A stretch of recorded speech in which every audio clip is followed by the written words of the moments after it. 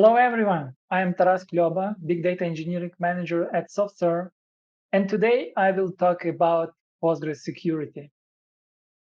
Yes, and in this session, we will talk about external attacks, about authentication security, about data protection, and also I will share some tips and my recommendations with you. And slightly about me. I'm a Microsoft certified trainer. I have PhD in economics. I have been working with data for more than 14 years. And also I'm co-leader of Postgres Ukraine community. And also I have a lot of certifications and some of them from Google, Microsoft, and AWS. And first of all, why this is so important to think about security of your Postgres deployments? Because such big companies, as you can see on this slide, such like Microsoft, such like LinkedIn, 3UK, OpenTable, they had issues with some vulnerabilities, and their system was attacked and attacked successfully, and millions of users' data were exposed to the internet. And the same can be with your databases if you will not pay much attention to securing your Postgres deployments. And first, the most important, I think, recommendation that you should hide your Postgres deployments from publicly available internet. Because someone can use such services like I will have in this presentation, Shodan.io, but also you can use another services like CentOS, Binary Edge, or another services with similar functionality. And this is example, yes. Everyone can go to this website, just put in search window, and this works in similar way as we type something into Google to look for some information. But in this case, we will look for all Postgres instances in the world. And what we can find on such website, that, for example, we will find 600,000 instances available publicly on the internet. And what you think? This will be first target for hackers to attack, yes, because they publicly available. These hackers can just use default port 5432 to reach these Postgres instances and try to execute some exploits, try to brute force passwords, try to exhaust your connection pools. Yes, and I will show these examples in my presentation. And this is first, I think, the most important rule which I will tell you in this presentation, that always try to secure your Postgres instance. Better to use something like VPN tunnels, yes, configure local network for your environment, and try to avoid exposing your Postgres database to the internet, because in less than 2 weeks, information about your publicly available Postgres will be on these services. Yes, and the hackers and another bad people will try to attack your Postgres databases with different vulnerabilities. And the first example which we'll try, we will use really simple application, and this application, this is Hydra, yes, and this is like Bash application which you can use on your computer, and you can use as parameters some dictionaries. You can configure brute force and attack with this Hydra application. And in my case, I have really simple environment. Yes, I have my application with Hydra. This is one service in my Docker Compose file.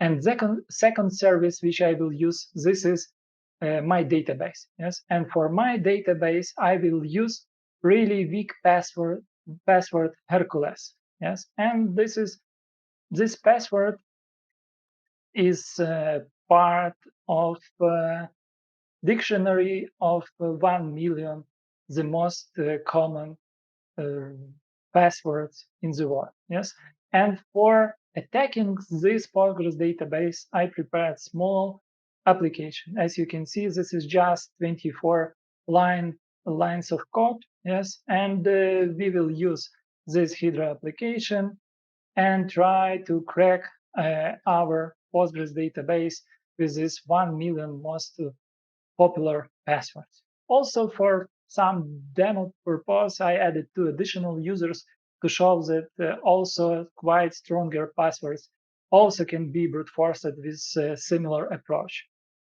And what we see here that we run at our application, and our application tried to use this dictionary and reach our database with already prepared passwords. Yes, and in a few seconds we have result of our application. We see that our Postgres user has password Hercules.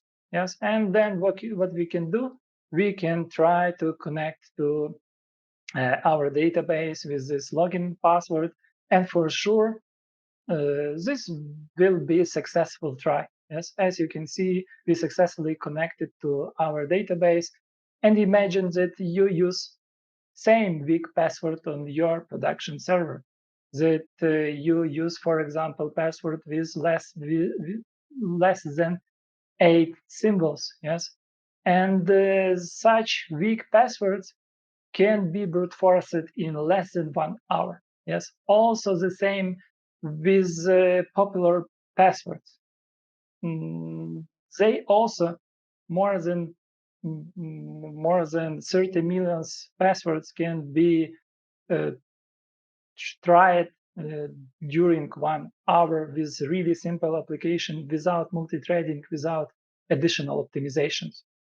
And this is my second recommendation, why you always should use long random passwords. Yes, because as you can see, it's really easy to crack your database just with simple brute force. Okay, my next recommendation is related to upgrading your Postgres, because some hackers can use websites like this. In my case, I visited website CVE details and just asked about all known vulnerabilities for Postgres. And what you can see, that for some old unpatched version of Postgres, we can find list of vulnerabilities. And also, hackers can go to another website or also use this information to create their own exploits, and with these exploits attack your Postgres servers. And this is reason why you should always try to upgrade your Postgres to the latest version, because developers from our community also keep eyes on these vulnerabilities and prepare additional patches and additional versions which are secure and better prepared to these vulnerabilities, and already fix all of them. But if you use the old version of Postgres and this information already known, and you, for example, for some cases, have your Postgres database available on the internet, hackers just can take list of these 600,000 databases and try to exploit all of them. And you can be a really easy target for them if you will use really old version of Postgres database. My next example for some of you who already have long and random passwords, but still your Postgres database is available on the internet. And in this case, what some bad people can do to your database, they can exhaust connection pool of your database. I will show again my video, that on the left, what we have also really simple application, and this application generates thousands of connections to our database. And on the right, we have, for example, our regular application, our regular users. And in same moment, they try to reach our database. But what they will see that our connection pool is exhausted, that too many clients already connected to this database. And with such type of attack, denial of service, also your database can be attacked, and someone without login and proper password of your database also will attack your servers, and your server can be not reachable by for your regular users. And what is my recommendation for this block? The most important, try to avoid exposing your Postgres database to the internet. Second one, use long and random passwords. Also to limit kind of attacks with the denying of service, you can install something like authentication delay extension. And this extension will provide you with proper logs that someone tried to brute force your database. And if you will have proper monitoring, proper alerting system, you will receive this notification. And maybe with some firewalls, limit access to your database and prevent such attack on your server. Again, try to keep Postgres updated to the latest version. Use monitoring for your logs, and this will help you to prevent potential attacks. Also, you should always try to perform security audits and vulnerability assessment, look for some new trending information, and this can help you to protect your server. And again, for this example with denial of service, you can use something like connection pool. And I recommend, for example, such simple application like PG Bouncer, but a really powerful approach to create and build connection pool for your database. And with this, limit access to this type of attack with exhausting your original connection pool. Okay, our next block on authentication security. And first one related to trust authentication method in PGHBA conf file, which you can add for some purpose.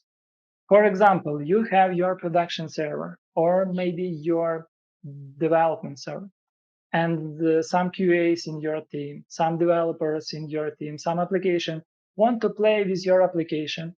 And for this reason, you want to simplify some life for them. And you can do something like this, that you can go to pghba.conf file and add this line where you will specify from which IP addresses you will always trust to these users.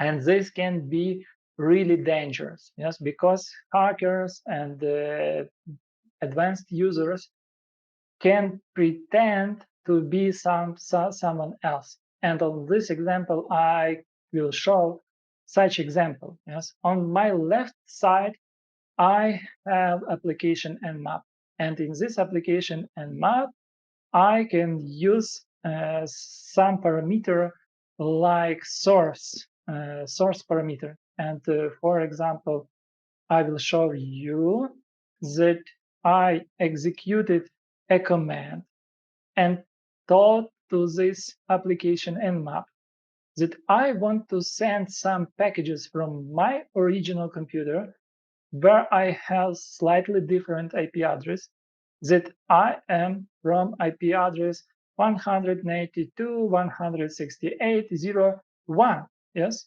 but it's not my original IP address, yes? But what we can see on our server, where I additionally installed Wireshark, that our server reads these headers from sended packages and think that we are currently on another machine. Yes, and I have here 3 different tries where I use in same terminal 3 different IP addresses, and you can see that also traffic analyzer thinks that I have another IP addresses, and same will be with Postgres. Yes, that Postgres also will think that someone else sent to us this request, and this can be dangerous. Yes, because someone who know our configuration, who knows our infrastructure, will pretend that he is someone else and successfully connect to our database. And this is the reason why I don't recommend to use trust authentication method also for testing purpose, because it's not so hard just to properly configure your application and add functionality with proper authentication. Yes, and I don't see any reason to use this authentication method. Yes, because it's a really simple attack which can also be conducted on your servers. My second example related to SSL. And with this example, I will show you why it is so important to use SSL on your all applications.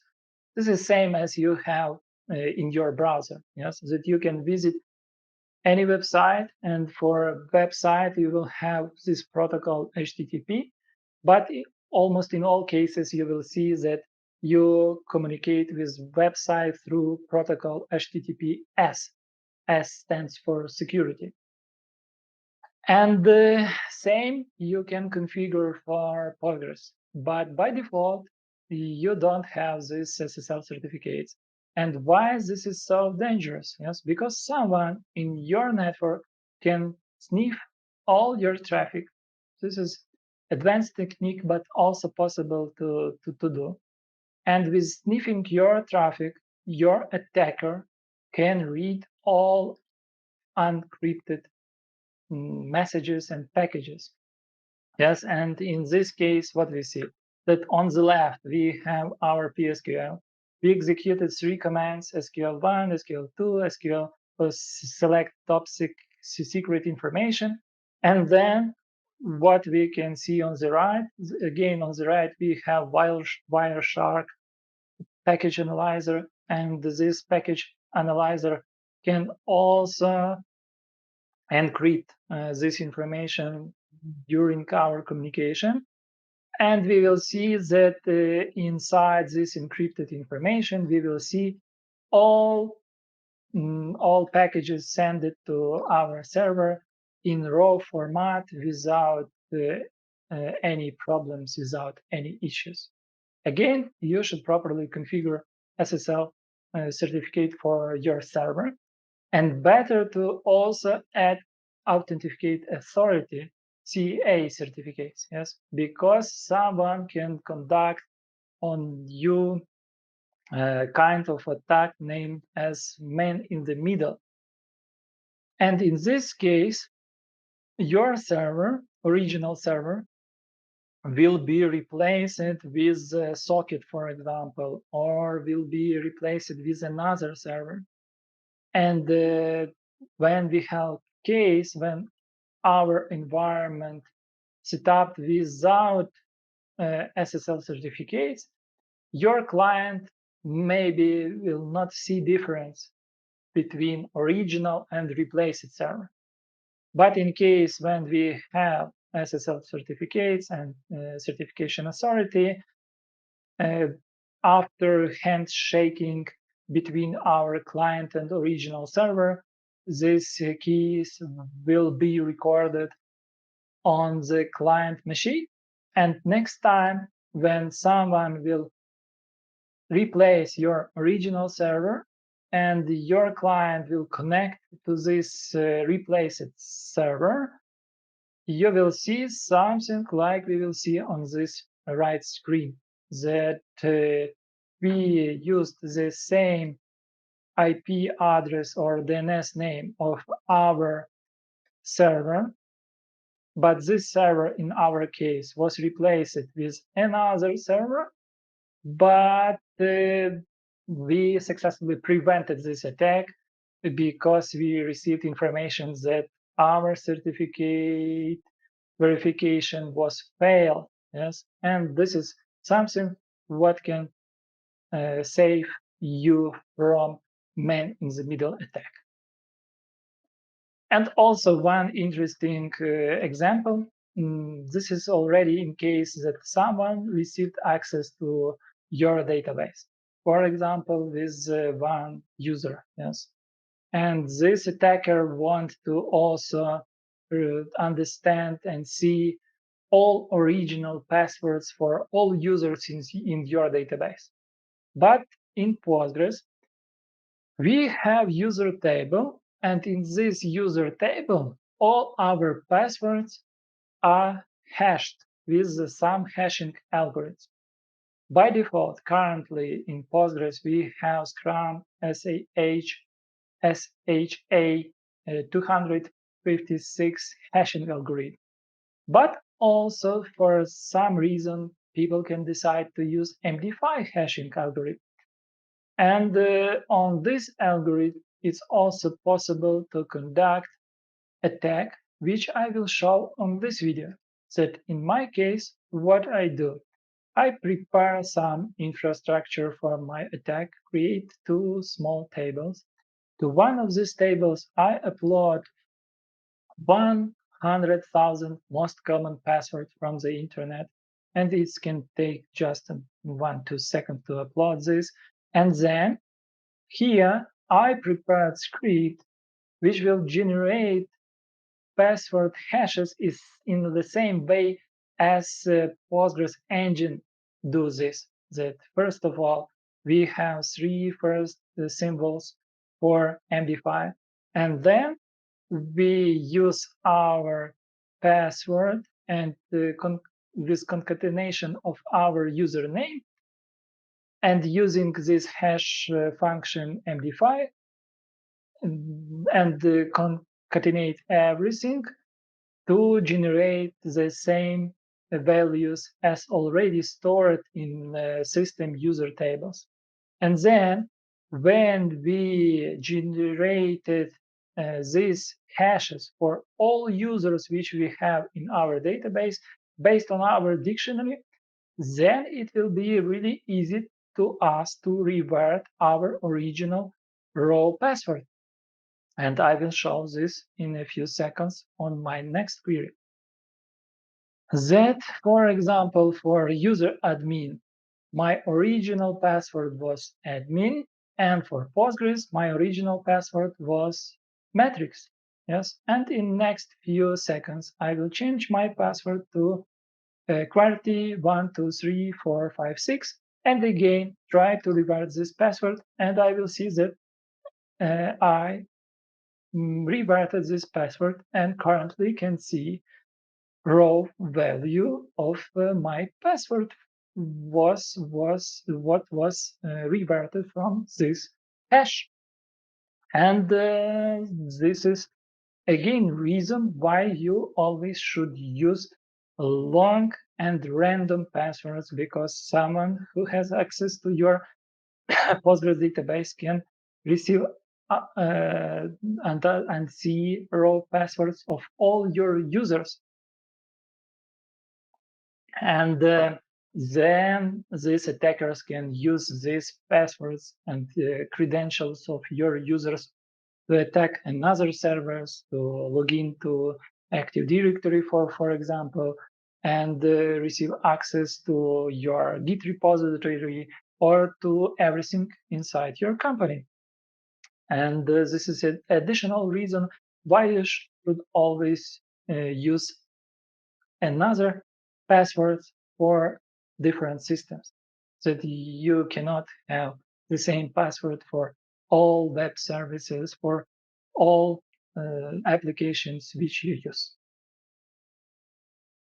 And my recommendations here: try to avoid of using trust authentication in PG HBA conf file. Instead of using MD5 hashing algorithm, better to use SHA-256 hashing algorithm. But also it's important to use long and random passwords. Also, if this is possible, for example, on Azure, we have two-factor authentication, and you just enable this for your Postgres users and have additional level of security. And again, importance of using SSL. With SSL, you can encrypt all your traffic inside your network and also prevent such kind of attack as man in the middle. Okay, third block of our presentation related to data protection, and I will show you that someone who will receive access to your hard drive can also receive access to your data without knowing your password. Yes, because when you write something to Postgres tables, they send this information to files on your hard drive, on your disk. And for example, I have simple table test. I can use this function pg relation file path and receive link to this folder. And then on the right, I just can read whole information from this file. And for example, I will add one value to my table, my name, Taras, checkpoint this information, and then what? When I will read this file on my hard drive, I will see this information, yes? And this is reason why you need to encrypt your data and also think about encrypting your backups, because they can be uh, treated in same way, and your data can be encoded. But in this case, you don't need any encoding. You just need to read files, and we can see that information in these files stored in raw format.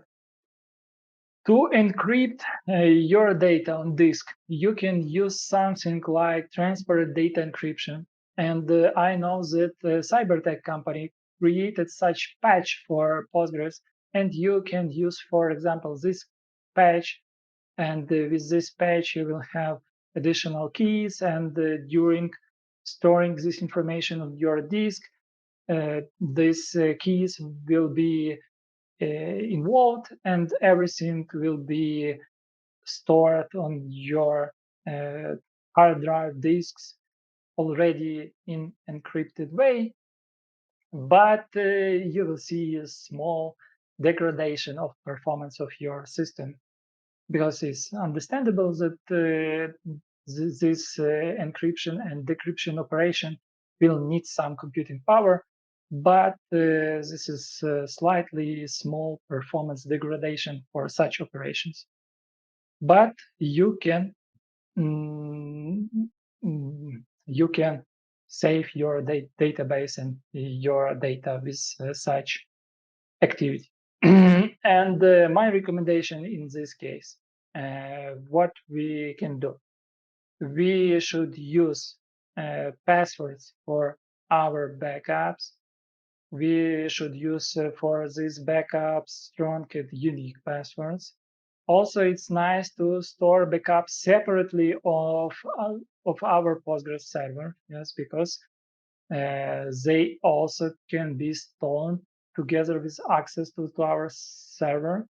It's important to test your backups, yes, and also have access control system to understand who access your backups, why they access, Same with keys, that you always should understand that someone tried to access your keys with the unauthorized access. And it's nice to have something like transfer data encryption enabled on your data.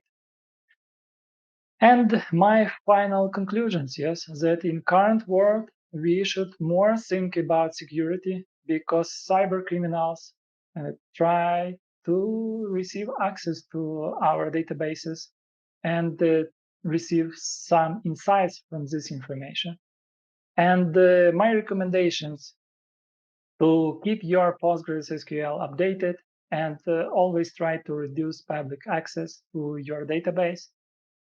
Add additional configuration to your Postgres database, as I told, for example, with this extension patches. This will also help to protect your database. Follow best practices, as I told, strong passwords, random passwords, strong authentication, use backups, use encryption.